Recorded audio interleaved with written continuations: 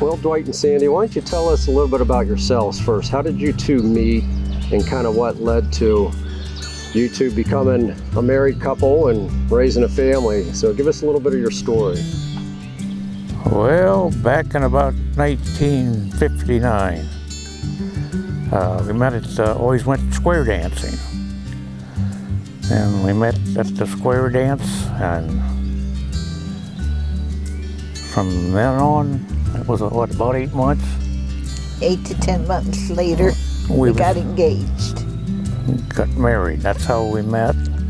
And then we was married on October 16th, 1960. I looked and looked.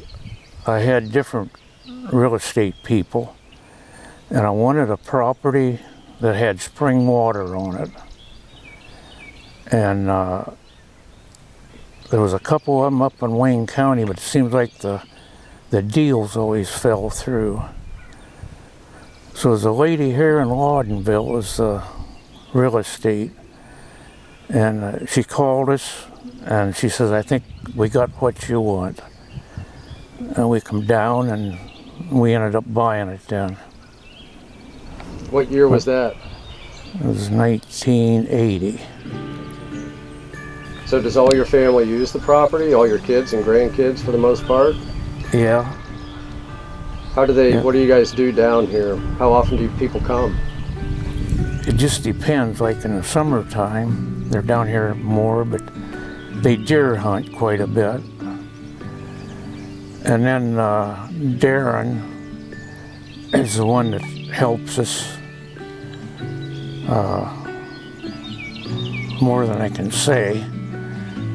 It's unbelievable what he's done for us and how we happened to come across him.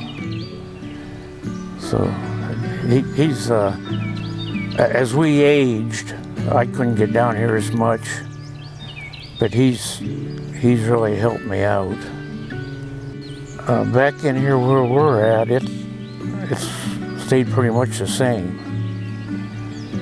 And one person calls it an oasis. He says, "I like that oasis back there."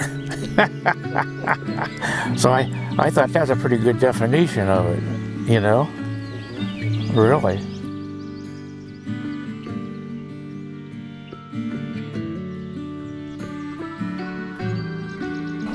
Well, my main thing was, and people didn't think much of it, but I would wait a lot of times when there was a soft, warm rain, and I'd put my boots and my rain suit on, and I just walked back through there, and I had a stump back there to always sit on, back up.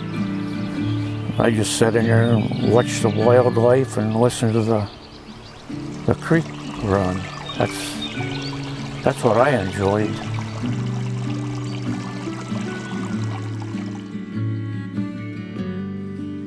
Yeah, we've had some experiences back here. The boy, it's a policeman, Ben, says, "Now don't go jumping or falling down or anything." And he'd just take a dive right in the creek, just to get wet, wouldn't he? They'd drag him up. If you ran into somebody today that was thinking about preserving their land like you have, what would you say to them? You know, some people, it's a question they simmer on for years. But what would you say to somebody who is kind of thinking about doing the same thing? I would tell them that don't think about what that property is actually worth to somebody else. Think what you think it's worth to preserve it and save it. And I think that's why a lot of it won't get preserved. They're thinking about the dollars. I really do.